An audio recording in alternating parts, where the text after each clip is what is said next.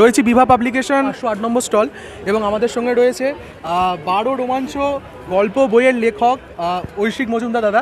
আপনাকে আমাদের চ্যানেলে সবার আগে স্বাগতম জানাই। ধন্যবাদ, চ্যানেলের শ্রীবৃদ্ধি কামনা করি।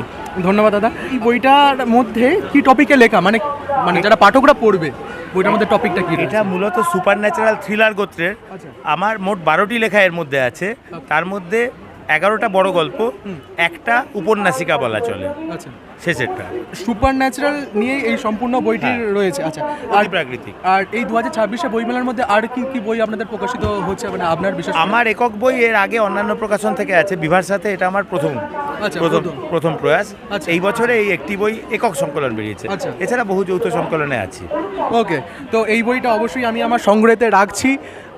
অবশ্যই বইটা পড়বো। বিভার থেকে আমি প্রচুর বই পড়ি, ভালো লাগে, এবং বিভা ক্যাফের যে গল্পগুলো হয় সেগুলো অবশ্যই শুনি, তোমরা অবশ্যই শুনবে।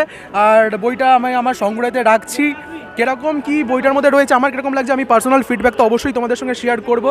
অমিতা দাস দা কিছু বলবে? হ্যাঁ, এর সঙ্গে একটা জিনিস অ্যাড করি, যারা অডিও স্টোরি শোনেন আশা করছি তারা এই গল্প এবং এই লেখককে রিলেট করতে পারবেন। হয়তো মুখ দেখেননি, বাট নামটা হয়তো শুনে থাকেন, ঐশিক মজুমদার। অডিও স্টোরি জগতে মোটামুটি পরিচিত নাম, এবং এইখানে যে গল্পগুলি রয়েছে, দু একটা গল্প অডিও স্টোরি আগে হয়েছে। আচ্ছা, এবং বাকি যে গল্পগুলি আছে সেগুলো খুব শীঘ্রই অডিও স্টোরি হবে। আমি চোখ বন্ধ করে বলতে পারি, যারা একটু অন্য ধরনের অতিলৌকিক ভৌতিক থ্রিলার গল্প পছন্দ করেন তাদের জন্য কিন্তু এটা অবশ্য পাঠ্য, তাদের ভালো লাগবে। পাঠকরা হাতে নিয়ে দেখুন, 12 রোমাঞ্চ, 12 ধরনের রোমাঞ্চকর জিনিস রয়েছে, ঘটনা রয়েছে, গল্প রয়েছে এই বইয়ে, সেই কারণে এর নাম হচ্ছে 12 রোমাঞ্চ। আচ্ছা, আপনারা বইটা পড়ুন, আরও বেশি রোমাঞ্চিত হন এবং আমাদের জানাবেন। একদম একদম। আর আমিও নিজেও রোমাঞ্চিত হওয়ার জন্য বইটা অবশ্যই আমি আমার সংগ্রহে রাখছি।